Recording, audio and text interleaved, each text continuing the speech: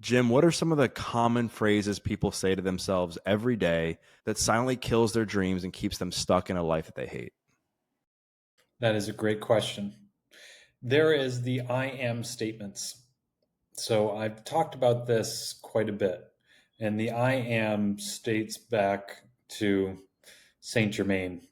But this idea that we're the creator, the creator of our lives, our creator of our reality, the creator of our destiny, that we are the creator itself, if you believe in God or the quantum field, that we're all part of it. So when we say I am just about anything, we are casting the spell that creates our identity, that creates our reality. And I hear so many people, especially they come to me, they just say, I'm not good at this, or I'm stuck, or there's this part of me that is broken. But what I've been hearing a lot lately is a lot of people saying, I'm stuck. And as soon as you say you're stuck, guaranteed you're stuck. So I always like to start to shift that with I am opening up to new opportunities as they come to me. Um, I am figuring out with divine guidance what my next step is. I like to shift that. So we move out of the I am statements if they're not incredibly positive. And with that said, what are would you say like three daily reminders somebody could say out loud to themselves when they first wake up if they're feeling like lost, broke, and stuck to start reprogramming their mind for abundance and to stop these negative thoughts? Yeah, that's a great one too, because I used to say these ones to myself. And so this first one really resonates for me and resonates with a lot of people who believe that there's something greater than themselves, which is I am divinely guided, which takes away the fear that you're doing it wrong, that these things are happening to you and they're not supposed to, that you don't have any support. And just, I am divinely guided says that I have confidence that I can move through this world with support, that in some way or another it's going to work out, and that something has my back, whether it's the universe has your back or just your own subconscious mind. So the first one is, I am divinely guided. Or if that doesn't resonate because you don't have a belief in a higher power, one, perhaps you can start to get in touch with that higher self. Just start to say that everything is working out for me as it should. The second one is every experience that I'm experiencing is for my growth and development. I really would resonate with me as I was going through really hard times, difficult experiences, either from an obstacle or something else. That everything is working out exactly as it should, as if my soul chose this, that my inner self chose this so that I could become stronger, because we only become stronger through struggle. When it comes to things like change, manifestation, attraction, I think that people have a hard time because their life is just not in a good place or it's not where they want it to be. And yet they're trying to believe that life will be better. How can people bridge that gap so that they can start to believe in themselves and manifest things even when it doesn't make sense? Hmm. I've been there. And I've been there where the pain is so painful, where the predicament is so hard that it's really hard to say, you know, how can I look at something better? How can I feel it something better? How can I imagine something better? And even when people will get defensive about it, maybe you've experienced this. I know I have. When you say, start to look and feel for the future, look and feel for what you want to become. They're like, well, it just doesn't work that way. You don't know what I'm experiencing. Like, you don't have this or whatever it is. And it's still, you cannot get out of the place you're in by doing the same thing and feeling the same thing as the place you're in. You have to start to choose, do, and feel for the place that you want to be so that you can magnetize, attract it, and move forward to it. And then, of course, you have to take the action around that. You have to take like this really inspired, dramatic, drastic action. Um, so that you're not just hoping and dreaming and feeling, you're actually like going out and seizing it as well. I know you have a lot of experience in hypnotherapy, and based on that, how like what's like a few minute or 5 minute or some sort of like small time frame exercise somebody can put themselves through to get into that future self state, so they can kind of set the tone and the frame for that day and how they're going to move forward, in order to become more successful. Yeah, what I've learned from hypnotherapy and working with people with hypnosis and NLP is that we can reframe in just a minute's time. So what we believe is absolutely truth is not always absolutely truth. It's an emotion of how we feel about it. Meaning, even the most extreme hardship, right, that we're experiencing, it's not necessarily that that thing's bad, it's that we're feeling badly about it. So I call it a realization, or a hypno realization. When we start to realize that it's our emotion within that present moment that is driving the thing. It's not necessarily bad or good, right? And so if we can actually change that emotion within that moment, right? If we're in a feeling of feeling hopelessness or overwhelmed or depression about our pain, or just real guilt and shame about something that we may have felt that we screwed up, that we can actually visualize something different. We can just close our eyes. And I often take people into nature, and we start to visualize the most serene, beautiful part of nature. And then we realize that we are actually the same as nature. Anything looking down upon us would see us as just another animal in nature, with the same salt as the sea, the same minerals as the mountains, same oxygen as the air, same blood as the animals. And as we start to just feel nature, start to imagine a sunrise or a sunset, start to think about the late afternoon rays of sun dancing on a wave in a lake or the ocean, it immediately settles our nervous system so that we can start to think about our future in a way without all the stress and panic. So the first thing is to visualize something that makes you calm, that puts you into a state, and then visualize what you really want from that place, as opposed to grasping at, I hate where I am right now. I, I've done something wrong. I hate this pain. I want to get out of it. And how do I get out of it? Yeah. How can people then begin to identify like what the next step is that they need to take from there? Yeah, I think action steps need to be small. And I say that in every one of these hypnosis that I do. You take one step and the next step follows. And often those steps that I recommend people take are something different from what they've been doing. Yeah, if you don't like what you are, take a step that's opposite of what you've been doing. If you don't like where you are and you feel resistance in taking a step, take it. So with me specifically, I had the spinal cord injury. I had a real problem walking. I had a lot of pain in my body, and I was shameful of my body. And I wasn't going to physical therapy. I wasn't going to the gym. I put up a pull-up bar and I'd walk by that pull-up bar and say, I'm going to do those. And I didn't. I just wouldn't do it. And so when I met that resistance and I started to change that feeling of, hey, I hate this body. It's bad. It's broken and I deserve it because I'm not good enough. When I started to change that by saying this body is like a vehicle, that's my spaceship. We're on a rock flying through space, and I have this spacesuit, and this spacesuit just wants to keep me alive, and it's malfunctioning right now. I'm not going to blow up the whole spaceship. I'm going to actually like try to fix it and love it and like do all the good things to it.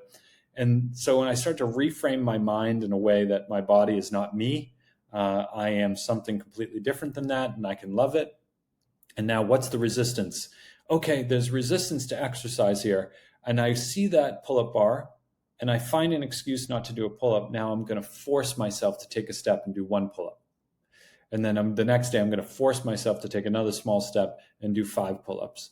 And what that turned into me was, okay, I no longer will allow myself to be 1 year, 2 years, 3 years from now in the same pain, Therefore, I'm going to take a small step now because I have to give up that self-loathing, that not good enough, that beating myself up about the predicament. I have to give it up so that I can have better. And that's how you take those next steps. It can be very small. I'd love for you to be as honest and vulnerable as you can about that situation in your life and like what your mental health was like. I mean, you talked about the shame and the stigma of your injury and your body and not doing the pull-ups, not doing the gym. But like, what was life like for you? What was your mental frame of mind like? And then like, what was the time frame like as far as how you got out of that and got your head in a better place? This happened when I was 20 years old, and I'm 49 now. So I've had a long time to work my way out of this. So it's been like peeling an onion. And so when it first happened, there was complete denial. You know, when something really bad happens to you, whether it's physical or in your life, you know, you have a catastrophe. And sometimes you go into denial, and it's survival mode. So you can just get through it, right? You're not really diving deep into your emotions. You're either shutting down or you're just moving forward. And so I was in survival mode. And what that meant is that I was shutting down anything that would feel, any emotion. And I would just move forward with what I had to do to get through the next moment. But I wasn't doing things that would really benefit me. I was just not feeling, so I didn't, you know, completely collapse. And I let that go on for too long.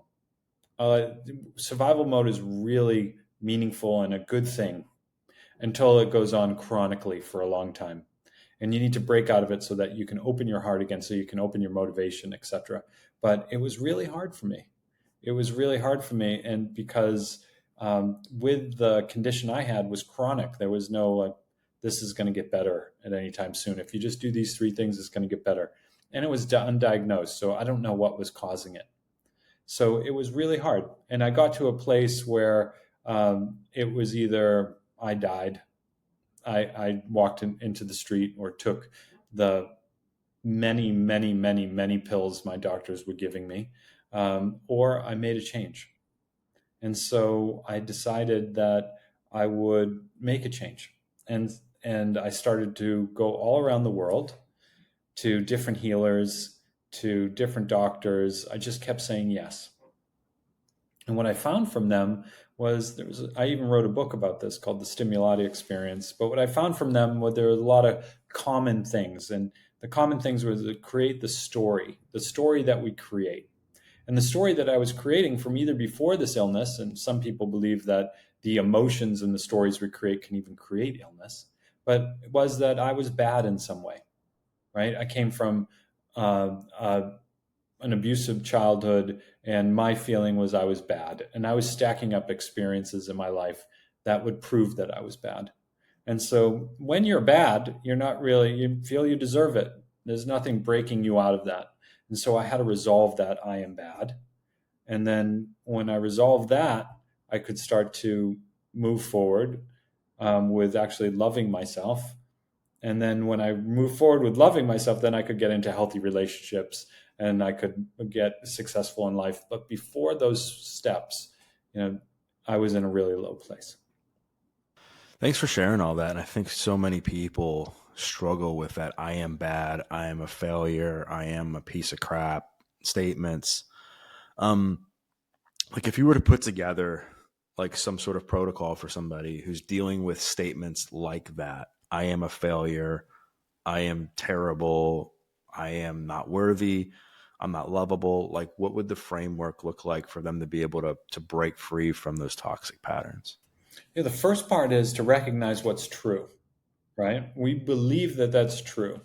And so we start to look, if I was to do surgery and open you up, and I would not find like a gland that was your failure gland. I would not find this gland makes you bad, this part of your heart. And so it is a belief based on perhaps a past action, which was based on a programming, right? And every hero that we have, that we read about, that we see within the hero's journey, goes through trouble, goes through a real, without the struggle, without the mishaps, the mistakes, the failures, they never become as possible. So the first part is to, one, recognize that you can recreate yourself in any moment, that you can make amends and move forward. And two, that you're probably putting the most pressure on yourself, this I am bad, that needs to be resolved. So one is recognizing the truth. The second part is forgiveness. And this Ho'oponopono prayer is something that I've used for myself. It has people say it is one of those gifts from the universe, that it has an energetic resonance beyond the prayer itself. The man who created the prayer was praying over photographs of inmates at a prison, and the study, I don't have the evidence to back it up, but the study said that violent crime in the prison went down by 50%. And the Ho'oponopono prayer is just a prayer that basically says, please forgive me, I'm sorry, I love you, and thank you. And reprogramming your subconscious mind, your spirit, and your soul with those statements have had a profound effect. The next step, so one is recognizing the truth, two, forgiveness, and using that kind of coding into your subconscious mind. And the third is recreation. So how are you going to go out and take action directly opposite to what you believe, so you can build a new belief? Because the more action you take building a new belief, the more proof that you have that it's true. And for people that want to like get through this part in their life, then begin to attract abundance and manifest things, I think part of it obviously is getting rid of these negative thoughts, but I think there's other things like their environment, their habits, etc., that are blocking them from being able to live the life they want. What are some other like common habits or things that people tend to do on a regular basis that inhibit their ability to live the life they want? Yeah, I think that we get caught in the same ruts, right? We start telling the same stories to ourselves. And because of those stories, we start doing the same things. So every day, if you want different, you have to have different. If you want change, you have to change. If you want transformation, you have to transform. So if every day you're waking up with the same routine, which is destructive, which is not mindful, change it. You literally have to change it. And I don't want to talk about the morning routine because everybody's talked about it, but it's find the one that works for you. But then you can start to change the neural pathways in your brain.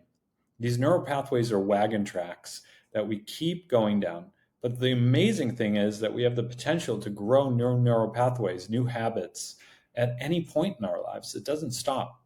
So even shifting things like sleeping on the other side of the bed, brushing your teeth with the other hand, starting to read a different book, starting to walk a different way to work or drive a different way, these start to change the neural pathways in your head. So even a vacation gives you the respite to reset. But when you come back, you have to actually do things differently so that you can start to grow neural pathways and break out of the same old wagon tracks that you've been in that may have kept you in the cage stuck. The second part is to actually, as soon as you start to feel a feeling, to have the mastery over allowing yourself to feel it for a moment and then switching. Whether it's Tony Robbins says you got to move your state, Joe Dispenza says you have to imagine and feel something differently, but whomever it is that's going to help you, starting to move that feeling so that you can switch your state really quickly. And affirmations help with that too.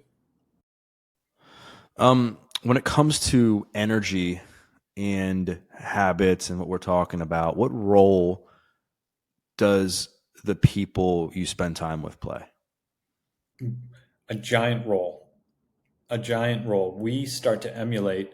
So there is this frequency test where someone has a tuning fork and they're hitting the frequency of it, and they put it next to another tuning fork and it does nothing. And until you get to the right frequency and they both vibrate, so much so where it can actually move matter, right? So when you get with the right people, your frequency expands and you vibrate, right? But it's also that you take on the attributes of the people closest to you.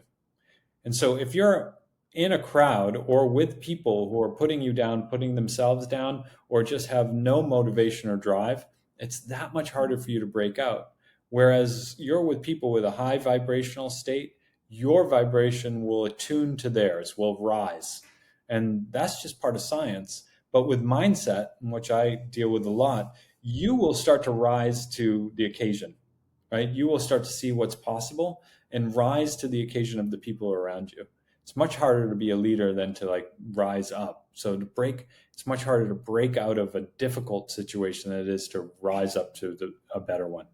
So I think that's a great question because it's really important. And I think your environment creates a false sense of normalcy where if you're spending time with a bunch of people, making bad decisions, odds are you'll start to make bad decisions, right? That's why they tell you in the recovery community just to change people, places, and things, right? Because you're trying to get out of that place. And obviously the flip side can also be true. If you're attracting or if you're around people that are going out and doing some amazing things, that's why like networking groups, masterminds have become so powerful, I think, is because of that very thing. It's because you're around a lot of other people that have the same type of energy that are like, as a byproduct, lifting you up. How can somebody tell though if they've developed some sort of confirmation bias based on the people they're spending time with that's limiting themselves from actually becoming the person they want? Yeah, I mean confirmation bias. I talk a lot about that, and like we are looking for confirmation in anything we believe that is true. All our beliefs are getting this confirmation bias, and we're going out in the world and just looking for everything that will confirm our beliefs. And so when we start to say, "What is my confirmation bias? What am I confirming to be true?" All you have to do is look at the results in your life. So you start to look at, okay, what are the results in my wealth? What are the results in my love? What are the results in my health? Am I in a really solid relationship? Am I bringing in abundance? Am I taking care of my body? And when you start to measure against those results, you can say, okay, I have a pattern, belief, or a limit around one of these things. And therefore, if I haven't changed it yet, that means I'm finding evidence to confirm that it should be like it is. And if I want to change it, that means I have to set a really strong intention of what it is that I want to change, and then find out people that I can model and places that I can go and energy and different things that I can model so that I can say, okay, that's where I want to be. Now, what do I have to let go of within myself that I've been supporting, whether consciously or unconsciously, so that I can get there?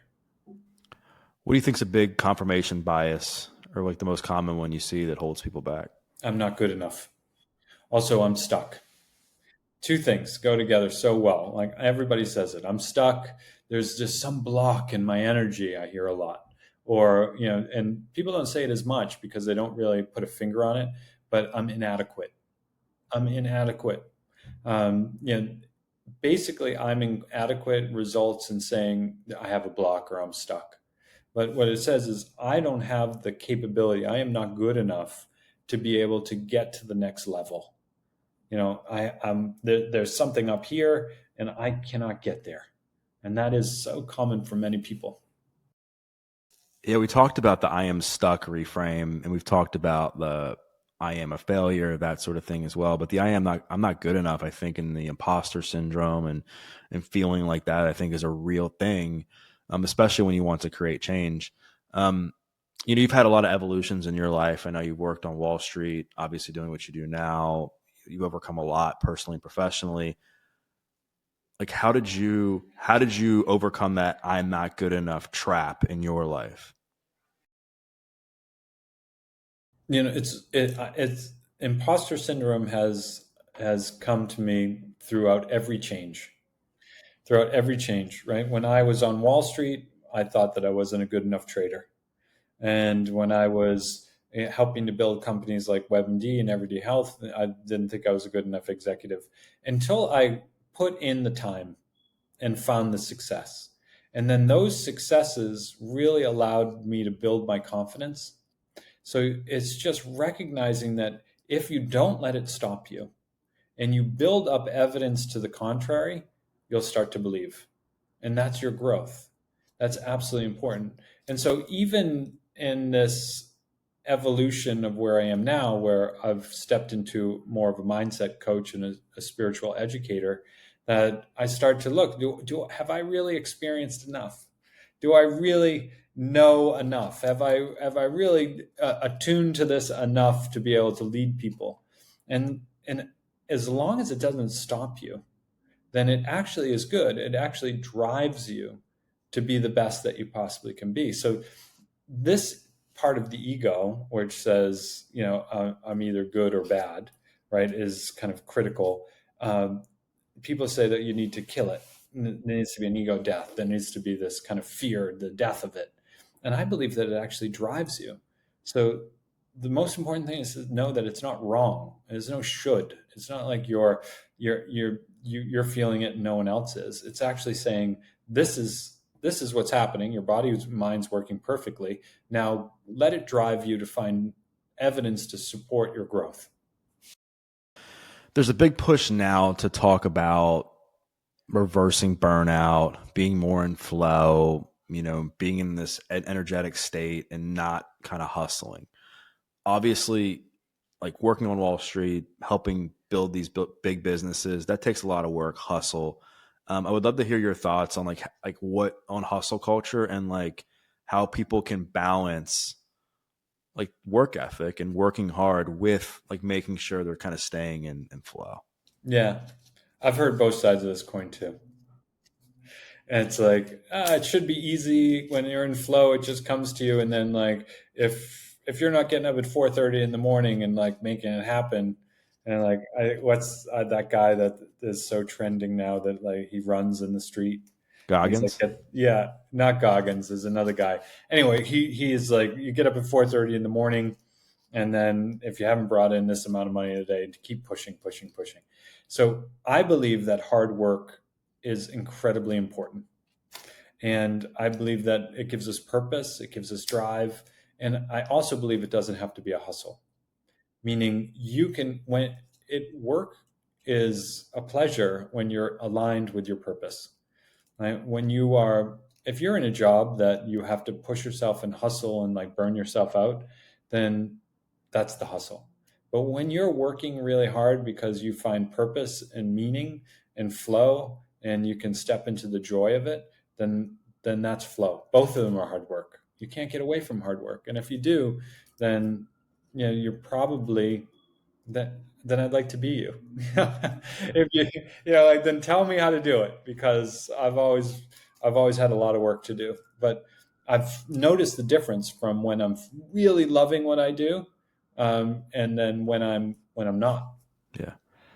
I had your friend David Guillaume on the podcast as well. And I know he's built some successful businesses too and talks a lot about similar stuff that you talk about. And, one of the things that I think gets misrepresented in your line of work and in his line of work, at least from my observation, is that if you just say something and speak it, it'll just come to you, right? And you talk a lot about taking action. I know that's, he talks about like making the right moves too, right? Um, what do you think people get wrong when they're trying to attract abundance in their life? What they get wrong is judging that it hasn't happened yet. That's that's what I think, or that it takes a long time to happen, and if it hasn't happened, I think they become attached to it. And I love the way that David talks, because he has this history of Kabbalah that talks about the sages and source. And I believe all the same things, and I do it from a practical psychology and from a sense of this higher power.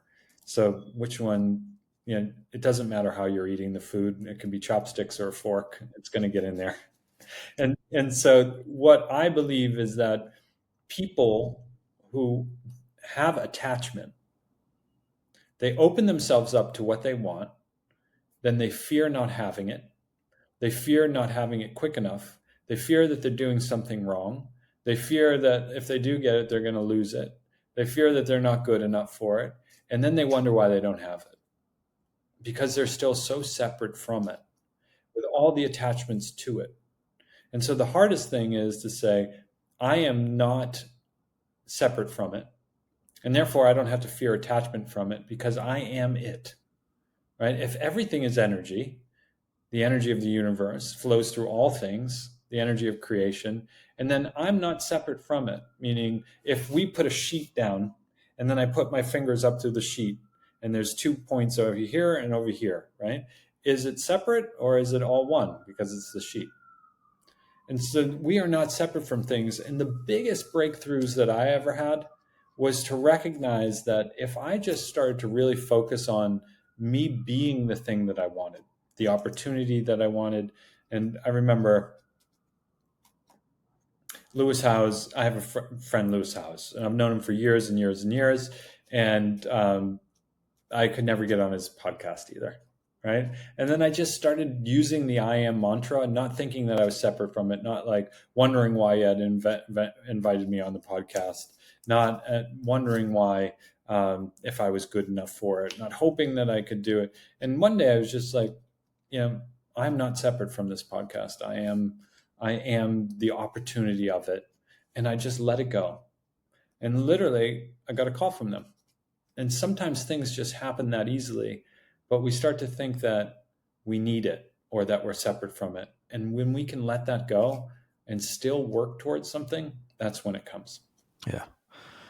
And I think oftentimes people act out of fear, anxiety, desperation, and they feel like they need to do something based on the fear that's telling them to do something. And I think that gets confused with somebody trusting their gut or their intuition to make the next right step. How can somebody make sure that they're in the right place when they're making an important life decision or a decision to change something, to make sure that they're doing their best to follow their gut or their intuition and not reacting out of fear? Yeah, there's two things that come up for me there. The first one is we have to focus on what we want, the outcome that we want, not the outcome that we don't want. Right? I'm going to do this because I don't want to be poor. I'm going to do this because I don't want to go to jail. I'm going to do this because I don't want to be alone for the rest of my life.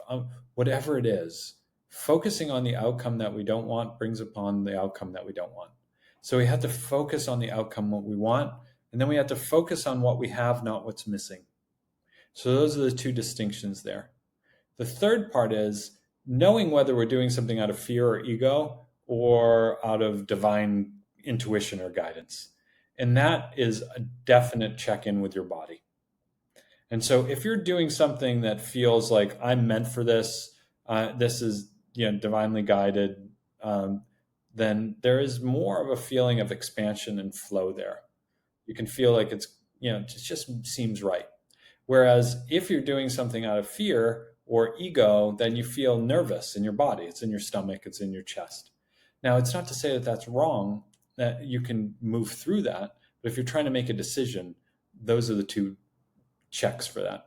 If you're trying to manifest something, then focusing on what you have as opposed to what's missing, focusing on the outcome you want, and then stepping into the feeling of already having it, and then taking the action through it, and then feeling the intuition, or if you need to pivot or not, whether it's intuition or anxiety. Yeah, how do people know if they need to pivot? Because I feel like once they're on track to go after a goal, it can be hard to stop, right? Yeah, what I think is that's where flow comes in. Okay, so here is I have a client, and she's a CEO of a large finance company, and sometimes it's like, yeah, you fail 100 times before you get a yes, and you keep pushing, pushing, pushing. But at what point do you actually say something needs to change here because I've pushed enough? And that is a real knowing of when to continue with persistence to make something happen, and when to know that something is blocked and we need to change, make a small tweak so that it's more acceptable, either within me or other people, or just more in line with what we want. And that is that's a real feeling of of stuckness versus this is hard work that needs to keep going. And sometimes we don't want to admit when something needs to change. So we have to look for what I call is divine guidance. We have to actually look for the signs that say, no, we should actually go in a different direction, as opposed to fearing that we can't change now. How can people begin to cultivate like an authentic relationship with some sort of divine power? Mm. Um, it's already within you.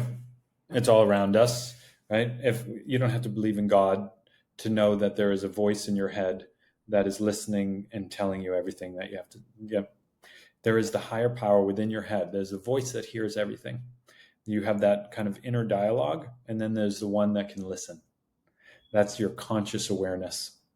And so all you have to do is like close your eyes and allow that conscious awareness to grow and become louder, and it creates peace. And a really easy meditation is to close your eyes and just continue to say, "Who am I?" And then all the screaming voice of your lower self, of your worry, of your anxiety, of your inner voice will chatter away. And then you can just start to notice the voice that listens to that. And that is your higher power. And the more credence you give to the voice that listens to that, because usually that's the calm one that is either like just observing, that is the stronger it gets. The more you listen to that, the stronger it gets. How do you see the law of attraction? How do I personally see it? Yeah. I see the law of attraction in two ways. One, we say that like this law of attraction is if you can feel it, identify it, step into it, you can have it, right? But I see it in a different way. I see there is the law of assumption, which says what I assume to be true about myself, I will have. So when we have these assumptions, I'm not good enough, then you're not going to have, no matter what you do, you're not going to have it. So the law of attraction comes first, which is, I'm sorry, the law of assumption comes first in the sense of I have to really see what my beliefs are, what I'm assuming to be true is, so because that's what I'm manifesting. And the second part is law of assumptions about manifestation. It's a false construct to think that we're not manifesting. We're manifesting everything that we have in life, good or bad. We may not be manifesting exactly what we want, but we are definitely manifesting. So we're manifesting based on our assumptions. Change our assumptions, that changes our identity. Change your identity, you change what you manifest. And so how do you change your identity is the question. And so we change our identity knowing that we are not separate. We are the I am. We can be anything that we want. And then we just have to program it in, just like everything else. When you were a baby, you had no identity. You were just a baby. And it was all programmed in. And we'd have to identify and change the identity. And that's manifestation. And then everything will be attracted that you want. So we've talked a lot about changing your thoughts, reprogramming your mind in order to live a better life, manifest, attract things, etc. But if somebody's trying to change something like their identity, like I think of somebody who maybe is a former like drug addict or somebody that has just failed a lot in business and their identity is just super negative, like what advice would you have for that person who's just been failing at life for a really long time? Yeah. I would say, just as I said to myself, you're not your body. You are not your job. You are not your habits. You are not your pain. Those are all circumstances and parts of you. That's the spaceship. You are the actual driver of that. You are something bigger. You are conscious awareness.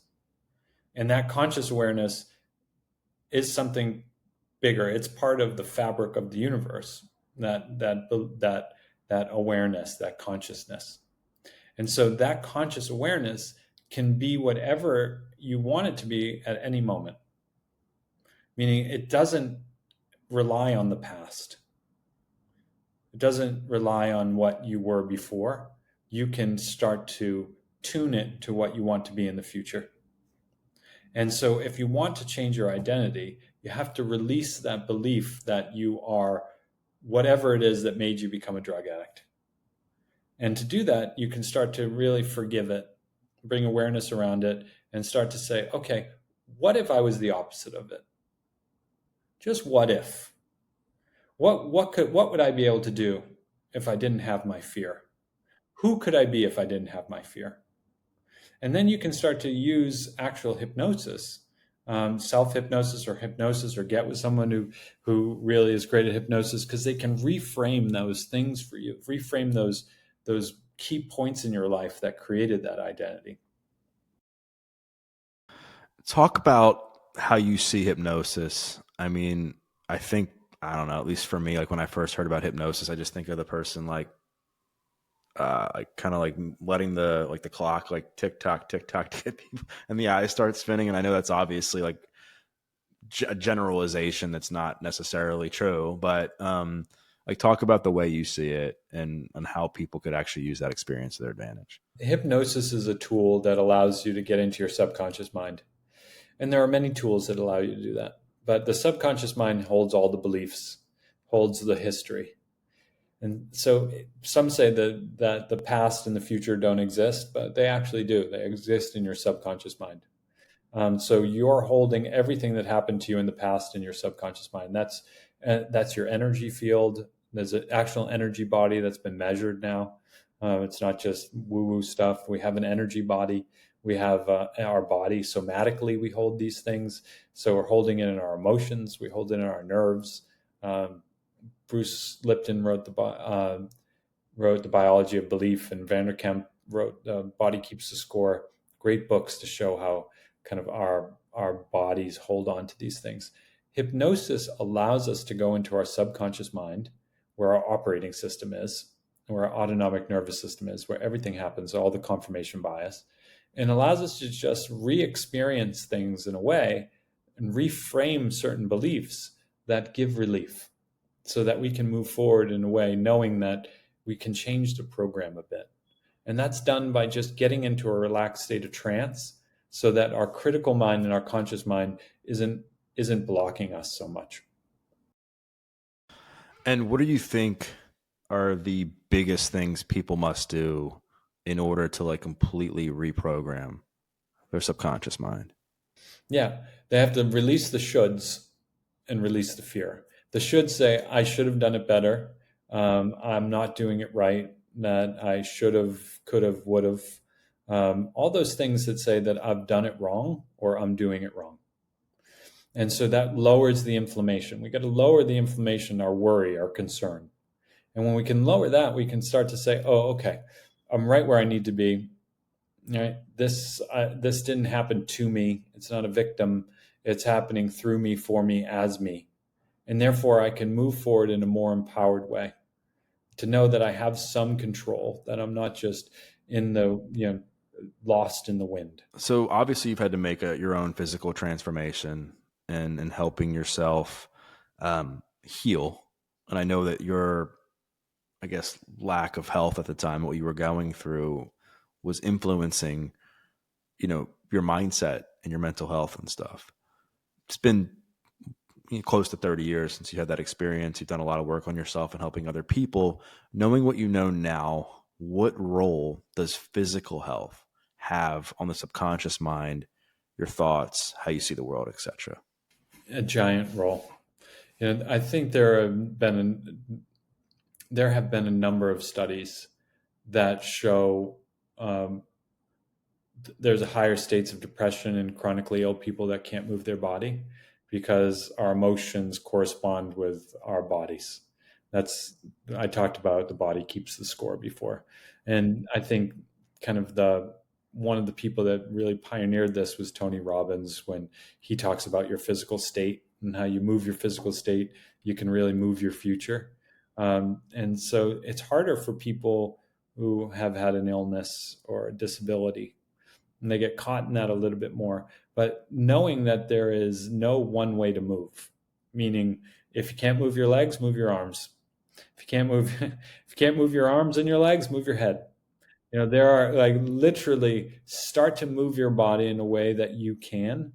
And also, music has proven just the sound and frequency and vibration to break up and to break through this difficult emotions and energies. So I think that physicality, and it's kind of what came first, the chicken or the egg. But if you want to have an immediate change in your mood, music and movement in any way that you can, and then releasing the way that it should look or the way that it should be. For a long time, I was like, well, like if I'm not going to be like as an athlete anymore, like what's the use? Or I have too much pain in my back, I can't possibly do it. But I could sit in a chair and do stretches easily, and it wasn't until I actually started to do it. I did that one pull up. I went swimming for the first time that I decided I'm not going to live the rest of my life this way. I have to. So I started to feel the pain of not doing it. And then I started to really feel the benefit of doing it, and it began to stick. What type of athlete were you? I was a swimmer. I did all sorts of athletics in high school and before, from hockey to tennis to swimming to football. And then in college, I was recruited to swim. Nice. Anything else that we haven't covered that you think is important for the audience to know when it comes? I think the biggest important thing is the more that you say that you're stuck, and that you're not doing it wrong. We often get in this idea that we're doing this life wrong, that these things shouldn't have happened to us. And the truth is, what if they were supposed to happen to us? What if we created a soul contract and that we came to this life just to experience the difficulties and the beauty of the learning that we get from them? That within struggle, it doesn't make us weaker, it makes us stronger. So I know that some people may be experiencing pain. I know that some people may be experiencing frustration that they're not at the level that they want to be there at yet. And when we release both those, and when we accept the pain gets less and the struggle becomes easier. That's the surrender. That may be the hardest part, but the most beneficial is just, it is what it is. Surrender to it, not give up. Surrender so that you can move forward stronger.